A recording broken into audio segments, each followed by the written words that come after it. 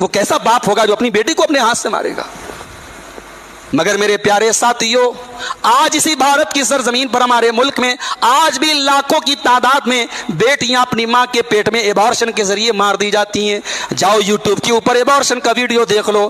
اس 1400 سال پہلے کے جاہلیت کے سماج میں باپ اپنی بیٹی کو پیدا ہونے کے بعد مارا کرتا تھا، اسے دنیا کی ہوا لگنے دیا کرتا تھا، اسے دنیا کی آکسیجن محسوس ہونے دیا کرتا تھا۔ آج کا باپ تو اتنا بڑا ظالم ہے، اپنی بیٹی کو دنیا میں آنے بھی نہیں دیتا ہے۔ 1 مہینے کا حمل ہے، 2 مہینے کا حمل ہے، ماں کے پیٹ میں ایبارشن کے ذریعے اس بچی کو الٹرا ساؤنڈ کے بعد یہ پتہ لگنے کے بعد کی بیٹی ہے، اس کو ماں کے پیٹ میں مار دیا جاتا ہے۔ اور ہائے ہائے، ایبارشن کا ویڈیو بتاتا ہے کہ اس ایبارشن کے ذریعے اس معصوم بچی کو کیما کی طرح بوٹی بنا بنا کے کاٹ دیا جاتا ہے اور ماں کے پیٹ میں ختم کر دیا جاتا ہے۔ میرے نبی نے اس دستور کو، نبی نے دعا سکھائی ہے، وہ دعا پڑھا کرو میرے پیارے ساتھ۔ اللہم اکفنی بحلالک عن حرامک وَأَغْنِنِي بِفَضْلِكَ عَمَّنْ سِوَاكَ۔ اے اللہ اتنی حلال روزی دے دے مجھے حرام کی کبھی ضرورت نہ پڑے۔ اے اللہ اپنے در کا بھکاری بنا، کسی اور کے در پہ جانا نہ پڑے۔ یہ بڑی جامع دعا ہے، سیدنا علی مرتضیٰ رضی اللہ تعالیٰ عنہ کو اللہ کے نبی نے سکھائی تھی۔ ابو داؤد اور ترمذی کی حسن روایت ہے، یہ دعا پڑھ سکتے ہیں، بڑی جامع دعا ہے، یہ دعا پڑھیں اور جائز اور حلال کاروبار کریں، اللہ بہت برکت دے گا۔ نبی نے دعا سکھائی ہے، وہ دعا پڑھا کرو میرے نوجوانوں۔ آج آپ کے پاس دولت ہے، آپ کے پاس نالج ہے، آپ کے پاس اعلیٰ دماغ ہے۔ میں آپ سے سوال کرتا ہوں، ذرا سوچو تمہارے دماغ سے امت کو کیا مل رہا ہے، تمہاری صلاحیت سے امت کو کیا مل رہا ہے، تمہاری دولت سے اسلام کا کیا فائدہ ہو رہا ہے؟ ارے جس جوانی سے آپ امت کو کوئی فائدہ نہ پہنچا سکیں، جس دولت سے آپ اللہ کے دین کا بول بالا نہ کر سکیں، جس صلاحیت سے آپ امت کو کوئی فائدہ نہ پہنچا سکیں، کس کام کی وہ صلاحیت، کس کام کی وہ دولت، کس کام کی وہ جوان؟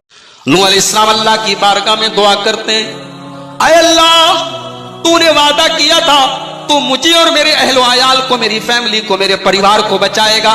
اے اللہ ان ابنی من اہلی، اے اللہ میرا بیٹا بھی تو میرے پریوار کا ایک سدسیہ ہے، میری فیملی کا ایک ممبر ہے، میرے خاندان کا ایک فرد ہے۔ اے اللہ میرا بیٹا میری آنکھوں کے سامنے ڈوب گیا۔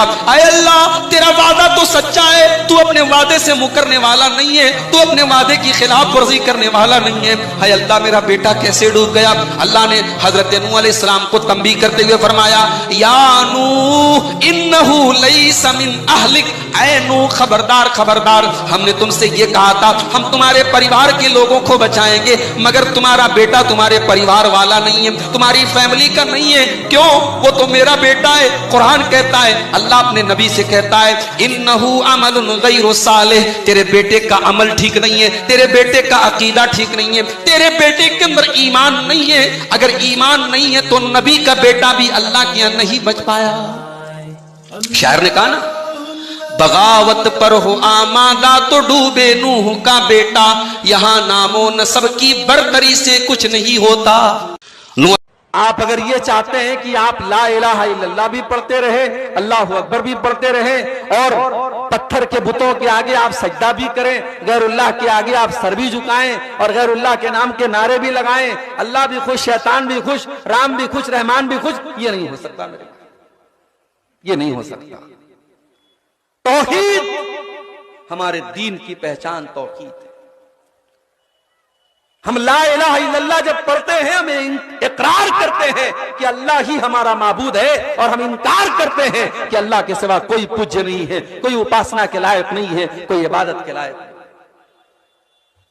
اور یہ الگ بات ہے، ہمارے ہندو بھائیوں کو بھی غلط پٹی پڑھائی گئی ہے، ورنہ ان کے دھارمک گرنتھوں میں بھی یہی کہا گیا ہے، ایکم برہمادتیہ ناستی نینا ناستی ناستی کنچن، اللہ ایک ہے، برہما ایک ہے، دوسرا نہیں ہے، بالکل بھی نہیں ہے، کداپی نہیں ہے، ہرگز نہیں ہے۔